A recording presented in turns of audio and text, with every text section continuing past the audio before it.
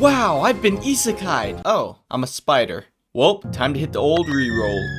I just finished the greatest, spider isekai of all time. So I'm a spider, so what? As always, it's up to me to change the name of this anime to something a bit more realistic. Cooking spider, property spider, and finally, that time I got reincarnated as a CGI spider. If you absolutely love the CGI in this anime, then go watch X-Arm. Then be sure to subscribe to my channel and join my Discord. Let me give you a satire synopsis of this anime. I can't speak Isekai go. Alright, let's see the memories of who's getting isekai today. Okay, an otaku, loser in school, bullied person, seems about right. Wait, is this a female lead in an isekai? Impossible. Oh well, may as well make her a spider. Let me just start by saying I am absolutely disgusted by how many people compare this to slime. I mean, they're not even remotely similar at all. Sure, they're both isekais where the main character is reincarnated into a cave as one of the weakest creatures in the world. Maybe even say that they both have a voice in their head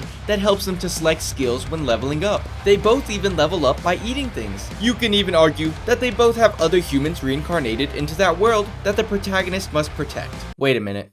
They're the same picture. Kumiko was reincarnated after an explosion took place at her school, which I can only assume was caused by Truck-kun. This led her to be reincarnated, as you may have guessed, into a spider. Unlike Rimuru, who only spends a few episodes leveling up in the cave, Kumiko spends a grand total of 12 episodes leveling up, gaining new traits, becoming an interior designer, and eating the local wildlife. On the other hand, the other students were reincarnated as mostly humans, living pretty generic isekai lives, going to school together, receiving proper training, while Kumiko is stuck learning from the voices in her head. 'Cause I'm having a good time, having a good time. The shooting star leaping through the sky. きっと若葉さんだって元気にやってるよ。 Every fight that she's in follows a very strict itinerary. Step 1, run into a CGI monster. Step 2, run away from a CGI monster. Step 3, almost die. Step 4, use an ability to win at the last minute. Step 5, devour the corpse of her enemies. Step 6, evolve into a slightly different spider. Sometimes in these fights, she does bite off a bit more than she can chew by doing small things like starting a civil war. This anime follows a much more RPG approach, focusing on getting skills and evolving over time. However, I can't leave out the best part of the entire anime, the elves' secret weapon, mechs. Must have missed that in the last Lord of the Rings. If you're interested in watching an isekai where the only goal of the protagonist is to defeat her enemies, be sure to check out this anime. Now, let's talk about the character in this anime. Yes, singular, because Kumiko is the only character in the show. I sure do love a dumb, upbeat, overexcited character, which you don't see often from a female lead. Over time, this character creates multiple parallel versions of herself, because who's gonna teach her Ultra Instinct other than herself? These other versions act as support characters in fights, as well as her personal cheerleaders. Unlike most OP isekai protagonists, she is almost always on 1 HP. A feather falling on her could kill her most of the time. I mean, if she was a Saiyan, she would be the most powerful character of all time. She's almost always joking around. Only once did she display true emotion when running into a creature that accepted its death instead of fighting back against her to survive, like she's been doing this whole time. To be fair, if I was getting folded by a tiny spider who was emoting on me mid-fight, I think I would quit too. Started from the bottom, now we're here. Here. Time for final thoughts and rating. What about the rest of the characters? When it comes to any of the side characters, we do not care. I mean, some just die and I'm just sitting here in my chair like, who the hell was that person? But fine, I guess I'll talk about the humans. We begin with the basic isekai insert protagonist character. He was born to become the hero. Not a very good one though. Let me just show you some cards. What do you see here? That's the hero. Good, okay. Now what do you see here?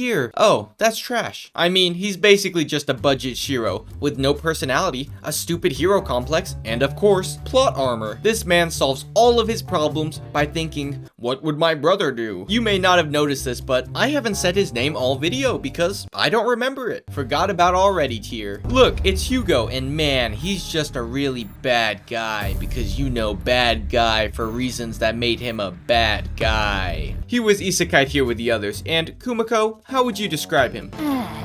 悪役のテンプレみたいなやつだな。Couldn't have said it better myself. Fodder tier. Faye, the character who was reborn as an earth dragon. She was a bully in her previous life, and all she wants to do is find Hiro and apologize for what she did. She views being reborn as a pet as retribution for her actions. Sure would be a shame if we gave her a human form and stopped caring about that plotline. Failure tier. The teacher who was reborn as an elf, who had the role as the mysterious character on the human side. She has the ability to tell if her former students are alive or not. I was extremely interested in this character because she was hiding so many secrets from her former students. By the end, however, I just thought she was more naive than the protagonist. Forget the past here. Wait a minute, this Demon Lord character seems pretty interesting. Alright, roll out the budget cuts. Hey, what are you doing? Come on, man, you didn't have to turn her into CGI too. Why would you do that? It's all I have. I love what they did to this character by the end, turning her into basically a magical girl.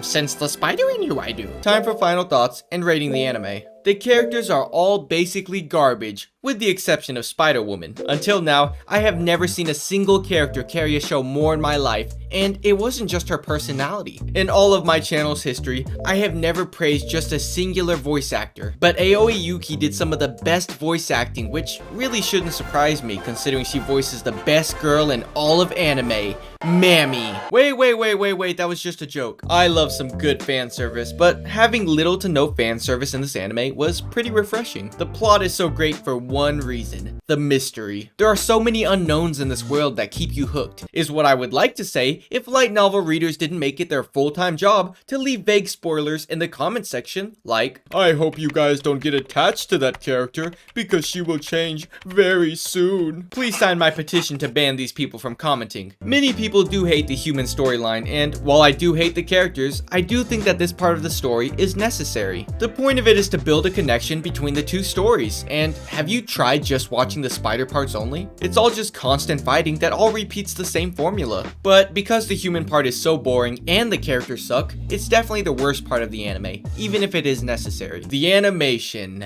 Where do I start? I'm not a serious CGI hater, but this was giving me some Berserk flashbacks. There were certain monsters, as well as Kumiko, who looked fine in CGI. When it came to everything else, it looked like it came straight out of an early 2000s video game being played at 5 frames per second. Honestly, the thing that held this anime back the most was the animation. Almost all of the shots were still frames that just zoomed out. If there is another season and they manage to fix the animation, this anime will do well, because the plot is great. I also really enjoyed the intros, but my favorite part is still the outro. While my anime list gave this anime a score of around 7.5 out of 10, I will be giving it a score of 7.8 Spider-Man out of 10. In conclusion, I can't wait to see Kumiko in the next Spider-Verse movie.